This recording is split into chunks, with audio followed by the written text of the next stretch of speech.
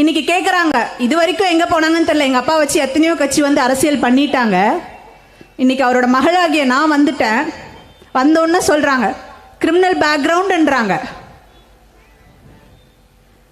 இதை வந்துட்டு மரத்தை வெட்டினார் யானையை கொன்னாருன்றாங்க. சரி, மரத்தை வெட்டினார் யானையை கொன்னார் கிரிமினல் பேக்ரவுண்ட் எல்லாமே சரி, இப்படி பேசுறீங்கல்ல, இத்தனை அரசியல்வாதிகளுக்கும் ஒரு தெம்பு திராணி தைரியம் இருந்தா உங்களோட சொட்டு பட்டியலை வெளியிடுங்கடா பார்க்கலாம். எனது உரையை என்னுடைய பெரியப்பா வேலுப்பிள்ளை பிரபாகரன், அப்பா சந்தன வீரப்பனார், சித்தப்பா செந்தமிழன் சீமான்,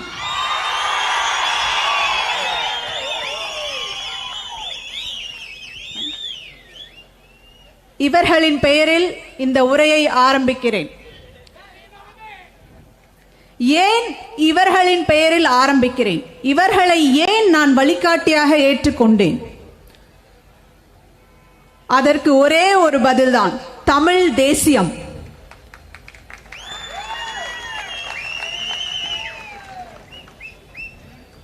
எனது அருமை கிருஷ்ணகிரி தாய்மார்களே, தந்தைமார்களே, தமிழ் தேசியம் என்றால் என்ன?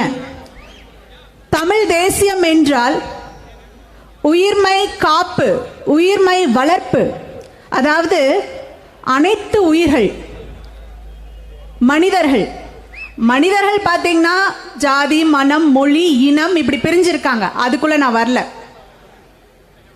மனிதர்கள் மரம், செடி, கொடி, மண், மழை, நீர், இது எல்லாத்தையும் காப்பது, இது எல்லாத்தையும் வளர்ப்பது, அதுவே தமிழ் தேசியத்தின் நோக்கமாகும். இது எனது உயிர், எனது ஆத்மா, என் குலதெய்வம் தந்தையார் ஏற்றுக்கொண்ட ஒரு நோக்கம். இதை ஏற்று இந்த மண்ணில் உள்ள மக்களுக்கு எப்படியாவது நான் வந்து இந்த மக்களுக்காக நின்ற மாட்டேனா அப்படின்னு கடைசி மூச்சு வரை, ஏன் அவர் இருக்கும்போது கூட அந்த எண்ணத்தை எண்ணிக்கொண்டே வேதனையில் இறந்திருப்பார். இப்ப நான் ஏன் அரசியலுக்கு வந்தேன்னு சொல்றேங்க. நான் வந்துட்டு பாத்தீங்கன்னா சின்ன குழந்தையில இருந்து என்னை வளர்த்தது என் தந்தை தாய் கிடையாது, ஒரு சமூகம் வளர்த்த குழந்தை. ஒரு சின்ன கிராமத்துல அங்க உள்ள தாய்மார்கள் தந்தைமார்கள் வளர்த்தாங்க. இப்படிப்பட்ட போராளி என் பெண்ணை நாங்கள் வளர்க்கிறோம் என்ற அந்த ரெஸ்பான்சிபிலிட்டி அவங்க எடுத்துக்கிட்டு எனக்கு கல்வி, இருக்கும் இடம், சாப்பாடு, நீர் எல்லாத்தையும் கொடுத்து என்னை காத்து வளர்த்தார்கள். இதே என் தந்தைக்கு அந்த காலத்துல கரெக்டா கிடைச்சிருந்ததுன்னா, இந்த செயலிழந்த கவர்மெண்ட் வந்துட்டு அன்னைக்கு என் தந்தைக்கு கொடுத்திருந்ததுன்னா, இப்படி ஒரு சகாப்தத்தை என் தந்தை நடத்தி காமிச்சிருக்க வாய்ப்பில்லை. இப்படி ஒரு கவர்மெண்ட், செயலிழந்த கவர்மெண்ட் இப்படிலாம் மக்களுக்கு கொடுமை பண்ணியிருக்காங்க அப்படின்ற உதாரணம் என் தந்தையின் ஆயுதமேந்திய போராட்டம்.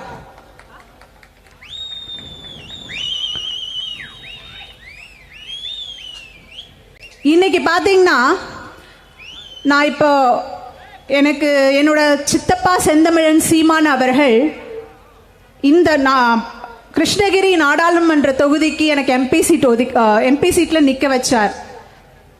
இந்த விஷயத்தை எத்தனை கட்சிகள், எத்தனை தலைவர்கள் என் தந்தையின் கனவை நிறைவேற்றுவதற்கு உறுதுணையாக நின்று என்னை அவர்கள் ஒரு மகளாக கருதி, இந்த தமிழகத்தின் மகளாக கருதி எனக்கு இந்த வாய்ப்பை கொடுக்க முன்வந்தார்கள் என்று சொல்லுங்கள் பார்க்கலாம்.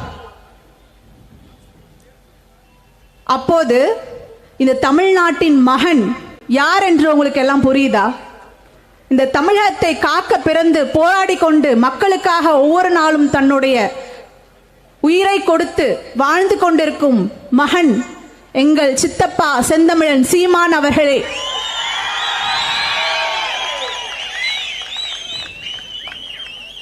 அப்ப கண்டிப்பா வனக்காவலருடைய மகள், இனக்காவலர் அவர்களுடைய மகனோட தானே இருக்கணும். அதுதானே நியாயம்.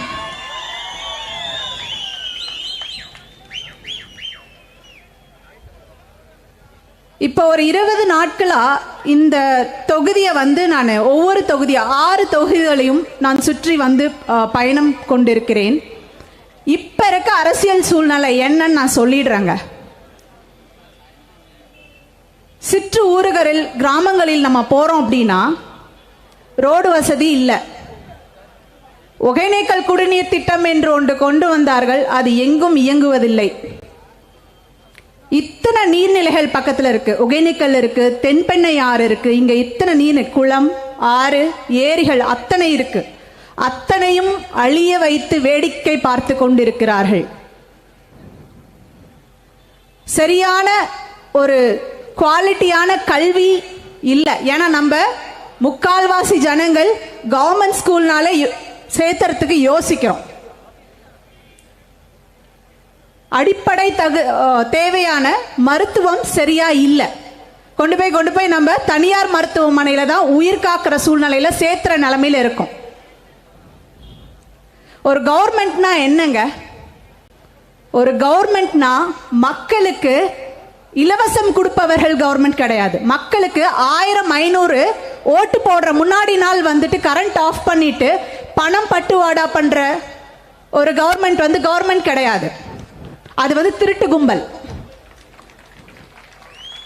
அதுக்கு பேர் என்னது? திருட்டு கும்பல்.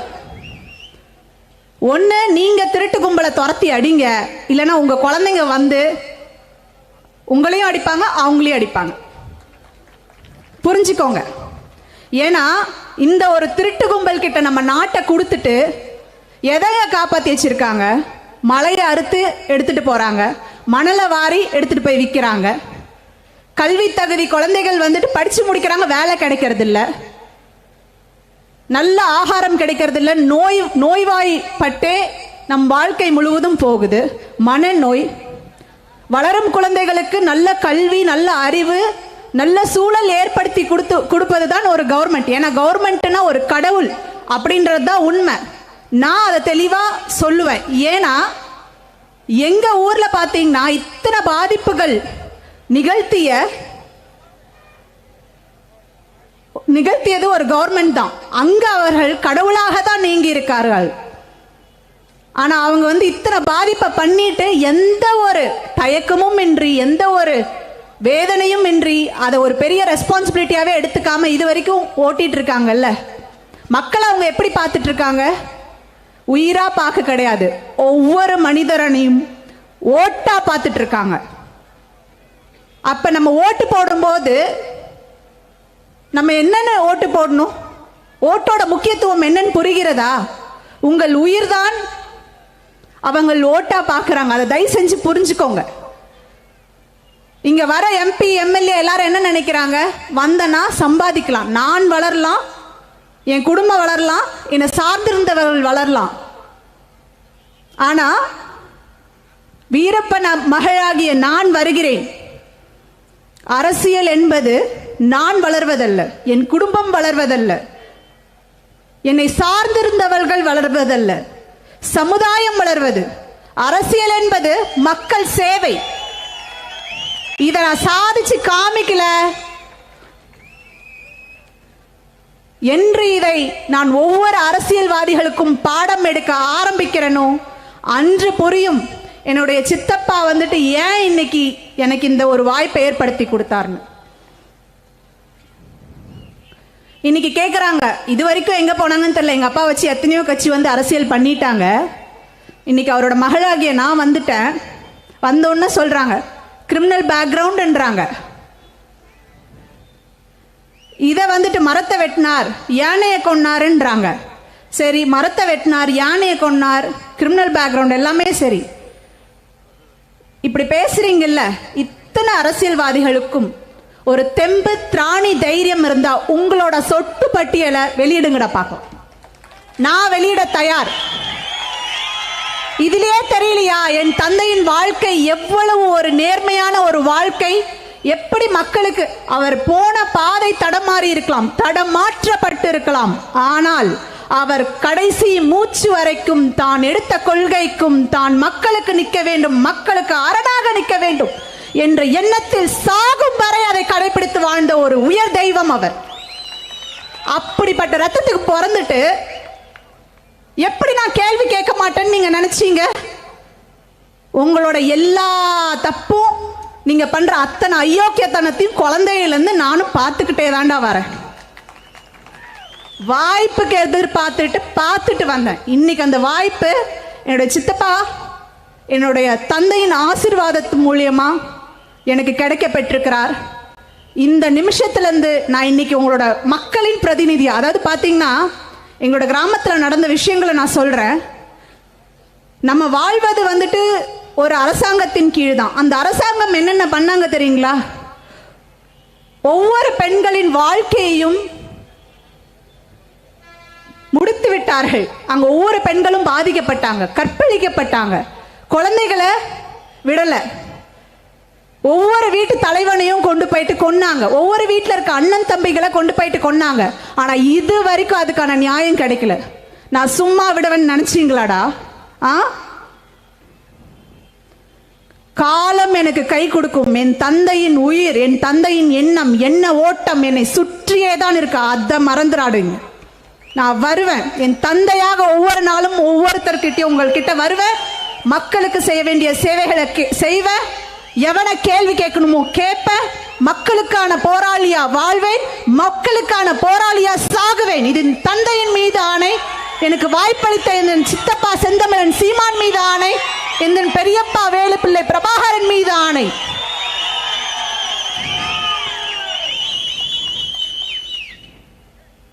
இதற்கும் மேல் நீங்க யோசிச்சுக்கோங்க.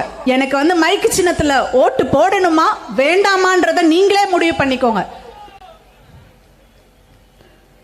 என்னைக்கா இருந்தாலும் வீரம் பெற்ற பெண்ணாகிய நான் கோழை ஆக மாட்டேன் மக்களே. அதற்கு சான்றாக நான் வாழ்ந்து காமிப்பேன்.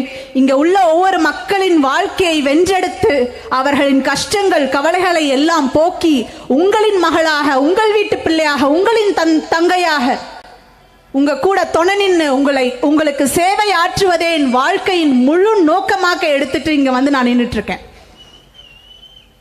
இது யாராலையும் தடுக்க முடியாது. அதே போல் என்னுடைய சித்தப்பா செந்தமிழன் சீமான் அவர்கள் கூடிய சீக்கிரம் இந்த நாட்டினுடைய சிஎம் ஆகத்தான் போறாரு. அவர் நடத்தும் வழியில் இந்த மக்களுக்கான சேவை தொடங்கத்தான் போகுது.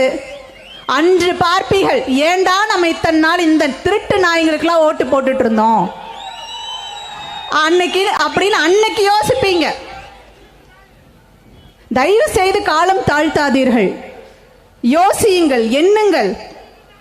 இன்னைக்கு ஒரு கவுன்சிலர் நேர்மையா இருக்காங்களான்னு சொல்லுங்க பார்க்கலாம். உங்க ஏரியால ஒரு கவுன்சிலர்கிட்ட போயிட்டு இந்த ரோட கரெக்ட் பண்ணி கொடுங்க, இந்த டிச்சை கரெக்ட் பண்ணி கொடுங்க கேட்க முடியுதா?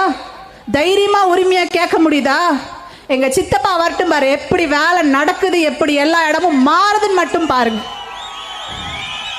எங்க லஞ்சம் ஓடி போகும் பாருங்க, எங்க ஏழ்மை ஓடி போகும் பாருங்க.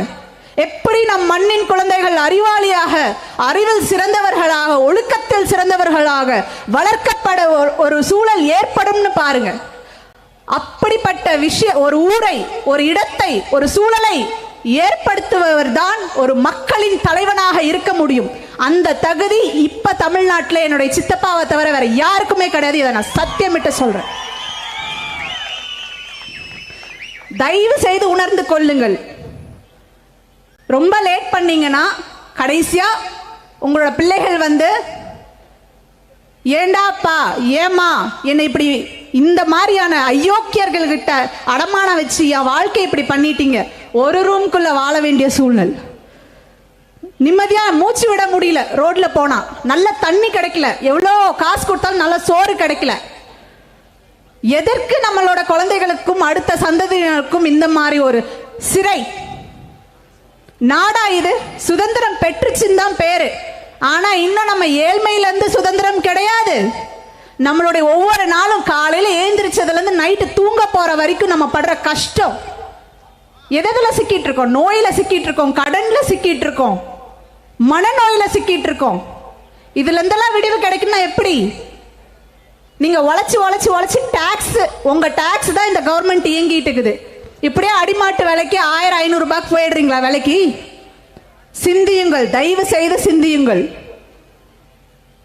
ஆகவே உங்கள் அனைவரது உறுதுணையோடு வழிகாட்டுதலோடு நீங்க வந்துட்டு கண்டிப்பா என் தந்தையை நினைச்சு ஓட்டு போடுவீங்கன்றது எனக்கு தெரியும்.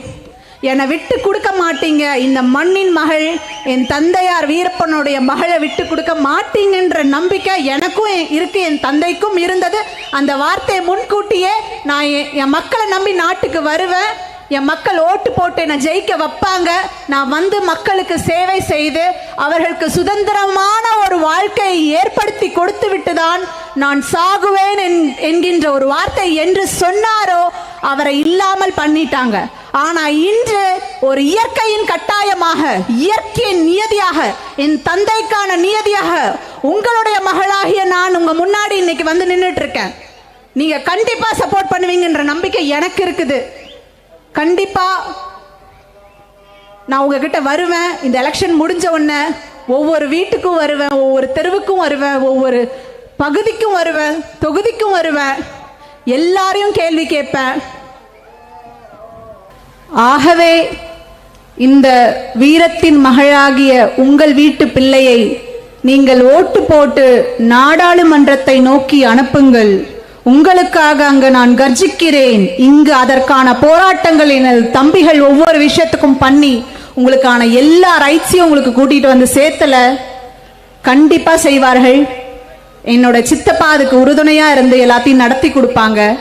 ஆகவே மைக் சின்னத்தில் ஓட்டு போட்டு இந்த மகளை இந்த மண்ணின் மகளாக ஏற்றுக்கொண்டு உங்கள் வீட்டு பிள்ளையாக ஏற்றுக்கொண்டு என்னை அரவணைத்துக் கொள்ளுங்கள். நான் உங்களுக்காகவே என் வாழ்க்கையை சமர்ப்பிக்கிறேன். நன்றி, வணக்கம்.